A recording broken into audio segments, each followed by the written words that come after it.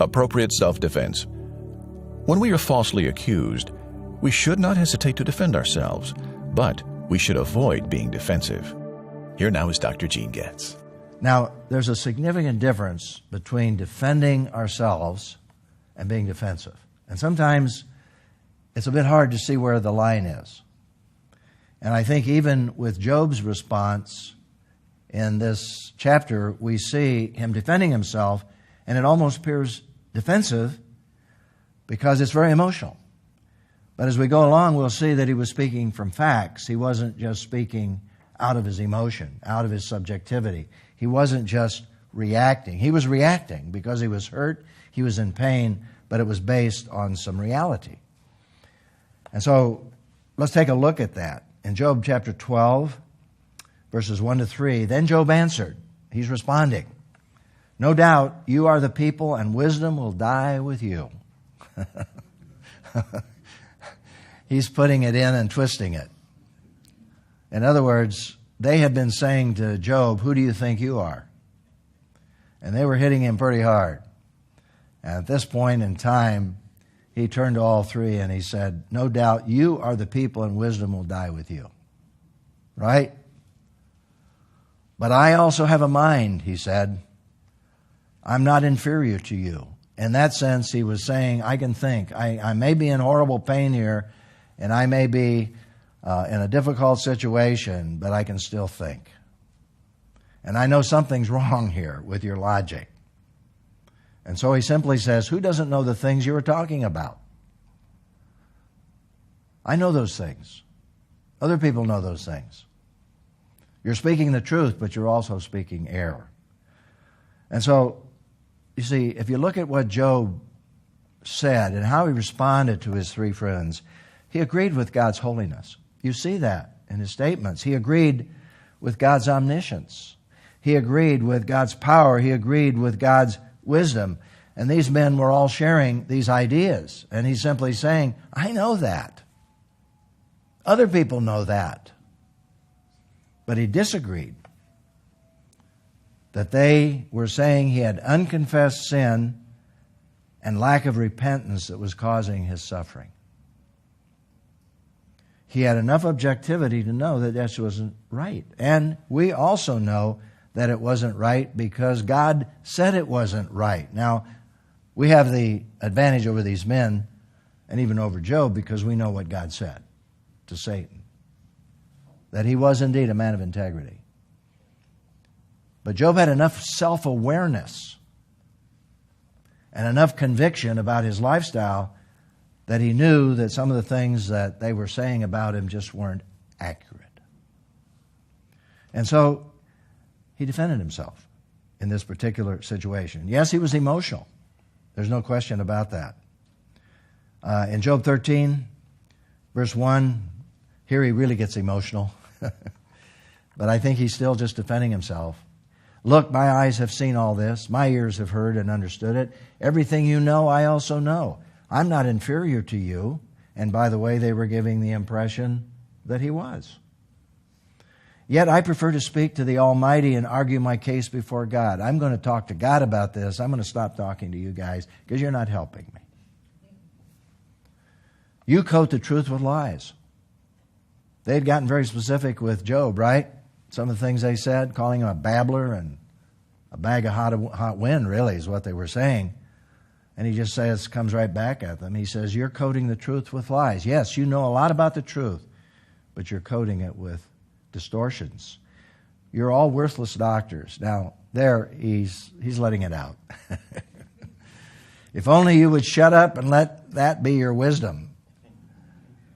I think in some respects he's kind of going back to what they did right at the beginning. They kept their mouths shut and just listened. He said, maybe we ought to go back to square one here. Hear now my argument. Listen to my defense. Open your ears to what I would like to share. So basically, Job is defending himself. And as I was reflecting on Job's defense, I couldn't help but remember when the Apostle Paul defended himself in the book of Corinthians, where he was being falsely accused of all kinds of things. And he just went right down the line and he said, it's not true, it's not true, it's not true. And he defended himself. It's not wrong to defend yourself.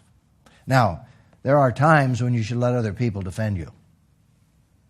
I think that is another principle, another guideline, that it's better to have other people stand up and defend you rather than you're defending yourself. But Job had no one to defend him. And there are times when we may not have anyone to defend us, and it's not wrong to defend ourselves when we know that it's absolutely untrue what is being said. And Job was in that position. You know, it's really interesting that I was also reflecting on the story in the Gospel of John. And I thought about this, that we know the end of the story, of course, with Job, right? And if God had chosen to speak right at this moment in the story, which he didn't choose to speak because it's not his time at this point in God's scheme of things, he would have defended Job. He would have stepped up to those three guys and said, you're wrong. This is not why Job is suffering. But as we know, God had a plan to unveil Satan's scheme and his evilness, and he trusted Job to be able to handle this suffering in order to prove that Satan was wrong. And of course we know the end of the story. It was incredible, and it's just horrible what Job went through, but he proved the point that God was making. No matter what you do to him, he will not curse me. And Job, of course, didn't. Now, the other story I thought about, as I said, is in John 9, when the disciples raised a question about a blind man and a beggar there in Jerusalem, on the edge of Jerusalem. And here was the question they asked Jesus about this man. Rabbi, who sinned, this man or his parents, that he was born blind? In some respects, Job's three friends are asking the same question, in a sense. You know, why is Job in this situation? Is it because of some sin that he committed or the sins of his parents? They concluded it was because of sin in Job's life. Obviously, they were wrong. Now, in this situation, Jesus responded, and this really applies, I think, to what God would have said about Job at this moment when these three guys were accusing him. Neither this man nor his parents have sinned. Jesus answered the disciples, this came about so that God's works might be displayed in him. In a sense, that's what's happening to Job. That God's works might be displayed in him. And here we are in this session tonight looking at the story and seeing how that was true. It was an unusual story, just as this is an unusual story in the New Testament. That a man was blind to display God's works in him. And how did that happen? Well, basically, how was God's works displayed? When this man went back into Jerusalem, they asked him what happened. When first asked what happened, the blind man simply referred to the man called Jesus, whom he had not yet seen. In other words, Jesus said, go to the pool of Siloam and wash. And when he came back, Jesus was gone. And all he did or had knowledge of was a voice and a touch. He had not seen Jesus. So they pressured him. And when the Pharisees asked his opinion about Jesus, he simply declared, well, he's a prophet, no longer just an ordinary man. Rather than convincing this blind man that Jesus was a sinner, they were convincing him that he was more than just a man. He must have been a prophet. The whole thing was coming back at them and reversing itself in terms of what they were trying to achieve. They were building his faith rather than destroying it. And it goes on. When he was ridiculed by the Pharisees as a poor, ignorant beggar, he engaged in amazing logic and concluded that Jesus must be from God. When this man began to explain that if this man were not from God, he couldn't do anything, they were only convincing him that Jesus was not just a man, he was a prophet, he had to be from God. And that was the whole purpose of the miracle. And this man's condition is to prove that Jesus Christ was from God, to glorify God. Well, they didn't accept that. They threw him out. This final step led to his spiritual sight, by the way. When they threw him out, Jesus found him and said, "Do you believe in the Son of God?" He said, "Who is he?" You see, he still hadn't seen him. But I think he recognized his voice. And when Jesus said, "I am the one who's speaking to you," this final step led to his spiritual sight and salvation when he met Jesus and he said, "I believe, Lord." And then he worshiped him. You see, though these three friends, and I want to be fair to them, I don't want to put them in a wrong category.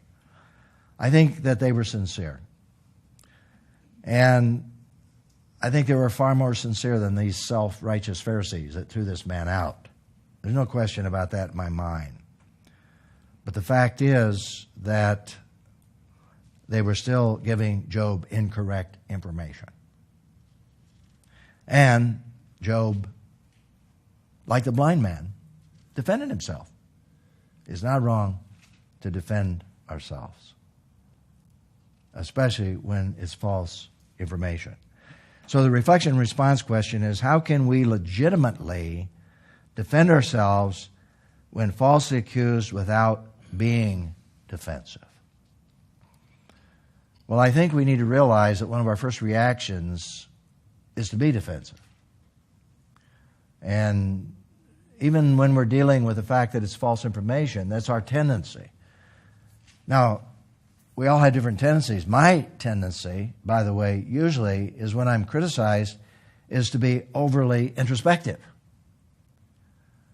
And to listen so carefully that I begin to listen to that which isn't true. And that can be very devastating as well. You can go to two extremes on that.